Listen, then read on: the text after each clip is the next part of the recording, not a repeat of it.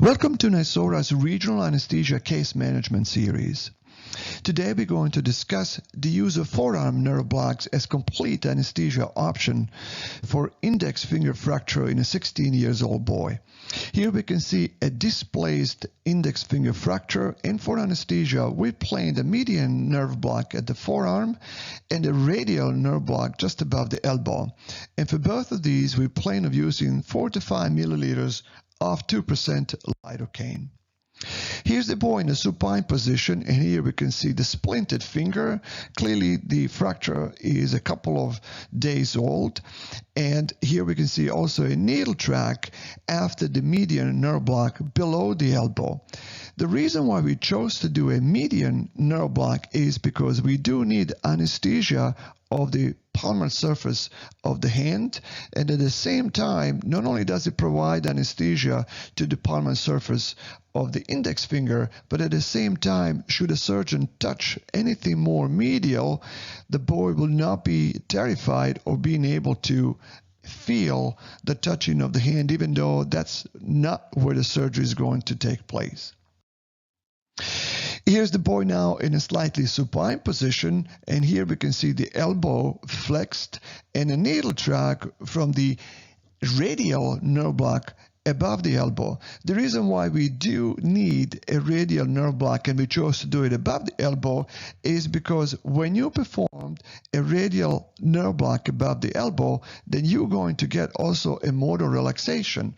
And the motor relaxation of the wrist is very important so that the boy does not move during the pinning of the wrist during the procedure. At the same time, the radial nerve block will also provide anesthesia to the posterior surface of the finger and in the hand.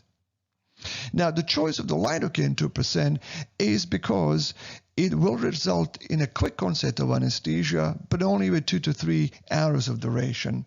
And once properly performed, the radial nerve block above the elbow will result in a wrist drop, as you could see in this particular image. This is a cross-sectional view of the median nerve at the forearm. Here we can see the median nerve, and it's sandwiched in between the superficial flexors and the deep flexors of the digits.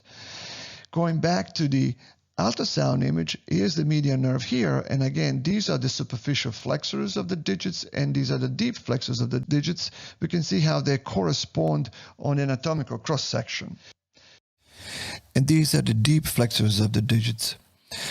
Here we can see how they correspond to the anatomical cross-section. Let's take a look now at the reverse ultrasound anatomy animation. Here we see NYSORA's proprietary tool where the ultrasound blends into the ultrasound anatomy reverse illustration. And here we can see on the ultrasound image the flexor pollicis longus and flexor digitorum superficialis, and underneath the flexor profundus muscles. And again, the fascia between the two makes the space for the median nerve because that's where the injection occurs.